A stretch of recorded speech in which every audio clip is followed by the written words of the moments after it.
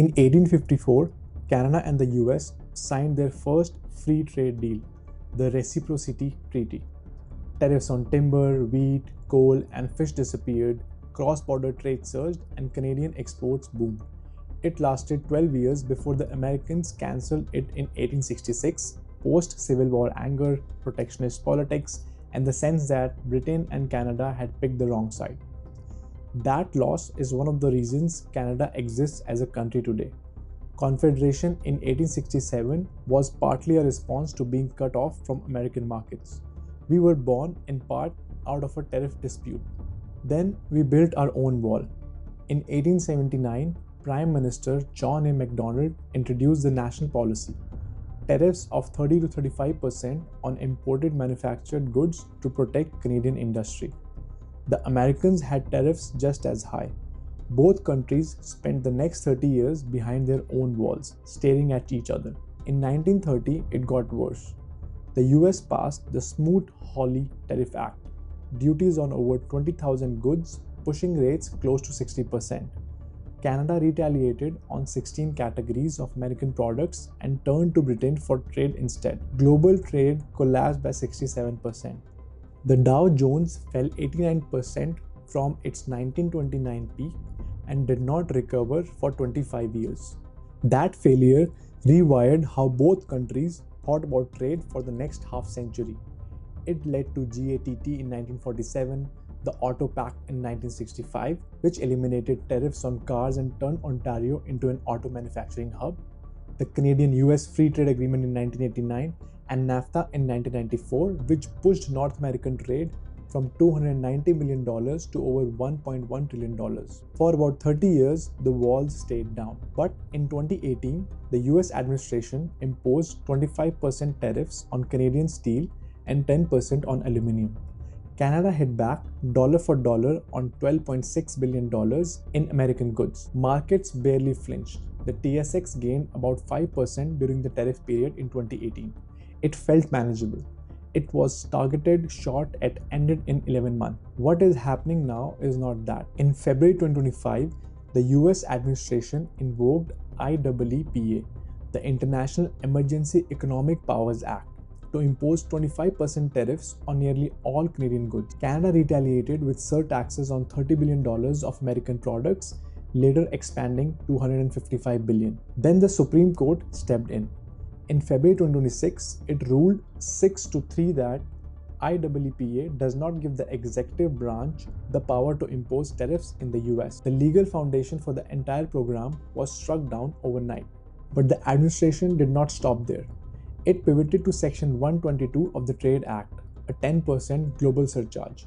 That authority expired on July 24. 3 days before it expired, 3 new proclamations were signed under Section 338 of the Tariff Act of 1930 from the same Smoot-Hawley Act that caused the 1930s collapse. This provision had never been used to impose tariffs before, not once in 96 years.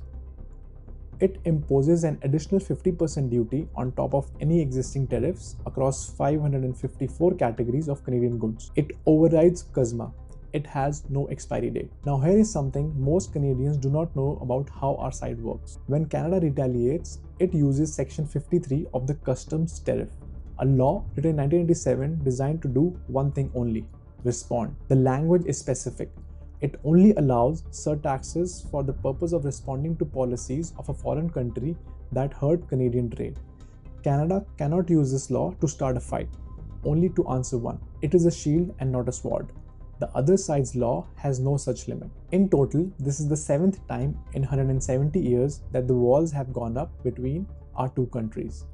Every single previous time, they came back down.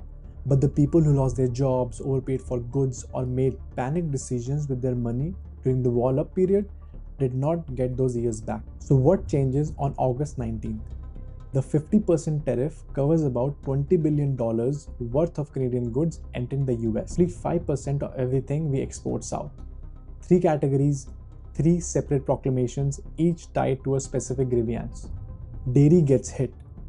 Every category of milk, cream, cheese, and whey on the list pays the full 50% with no exceptions. Alcohol. Beer, wine, spirits, cider, same thing. The full 50% across the board. These are Canadian exports that are about to become significantly more expensive for American buyers overnight. Motor vehicles is the largest category by dollar value. It covers hundreds of tariff lines including car parts, components, and related industrial goods. Some of those products are excluded because they already face separate 50% tariffs under the steel and aluminum program. But the rest, the parts and the finished goods that are not already being tariffed, now pick the full 50%. And this is important. The 50% is not the total duty. It's taxed on top of whatever rate already applies. If a Canadian product was entering the US at 5%, it now enters at 55%. If it was entering duty-free under CUSMA, it still pays 50%. Because these tariffs override the free trade agreement entirely. There is no CUSMA protection. And unlike previous tariff rounds, there is no expiry date. The downstream effects land on Canadian workers, and nowhere harder than Ontario's auto industry. Canada exported $46.5 billion worth of vehicles in 2024. 92% of it went to the US. That is our second largest export category. Ford, GM, Stellantis, Toyota, and Honda all have assembly plants in Ontario. Over 125,000 direct jobs depend on those plants, and more than 500,000 jobs across the country are tied to the auto sector when you include parts and supply chain. Canadian exports to the US have already been more than cut in half since January 2025 under existing tariffs. Stellantis in Brampton has not built a vehicle in almost 2 years. Ford's Oakville plant stopped production in 2023. GM is cutting shifts in Oshawa. When a 50% surcharge stacks on top of what these companies are already paying, the question is not whether it hurts. It is which plants survive. But here is what is equally worth understanding. What is not on the list? Oil and gas exempt, potash exempt, critical minerals exempt, fish and seafood exempt. Steel and aluminum are excluded because they are already under their own separate tariffs. Now this pattern is worth paying attention to. The products the American economy depends on to keep running, the energy that heats home, the potash that feeds agriculture, the critical minerals that go into batteries and semiconductors, those are untouched. The tariffs land on finished goods, consumer products, and industries where American buyers have alternative. The things America needs from Canada are too important to tariff. The things America wants from Canada are fair game. And to be clear about who this affects right now, these tariffs are paid at the US border by American importers, not by Canadian consumers. The direct impact is on Canadian exporters and the workers behind them. Here is what 170 years of data actually tells us. Tariffs between Canada and the US are not an event, they are a cycle. Walls go up, trade contracts, people get hurt, political pressure builds, walls come back down. 1866, 1930, 2018, 2025, the dates change, the pattern does not. And every time the reaction is the same. We hear the headline, we feel the urgency, we stock up on American goods before the price goes up. We make financial decisions in a weekend that would normally take months to think through. We anchor to the worst case number, 50%, and mentally reprice our lives around it. Even when the actual list of affected products covers only 5% of our exports and does not touch the energy, mineral, and food we interact with every day. That urgency is not irrational, but it is not math either. It is a feeling, and feelings compound in the wrong direction. The person who panic sold during Smoot-Hawley waited 25 years to recover. The person who panic sold during the 2018 steel tariffs missed a 5% gain. The person who pulled money out of the TSX in April 2025 missed the second best year of returns on the TSX in this century. The pattern does not mean this time will be painless. Workers in Ontario's auto plants are not living inside a historical pattern.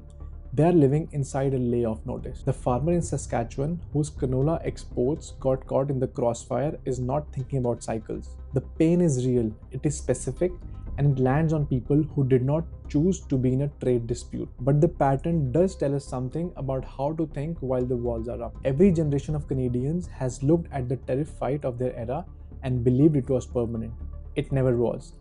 Every single time in 170 years, the walls came back down. Not because the politics changed overnight, but because the economic cost of keeping them up eventually became impossible to ignore. The exemptions list tells that story on its own. Oil, potash, critical minerals, the things the American economy cannot function without, staged untouched even the most aggressive tariff rounds since the 1930s. The wall went up, but it went up with holes in it, and the holes are exactly where the dependency is.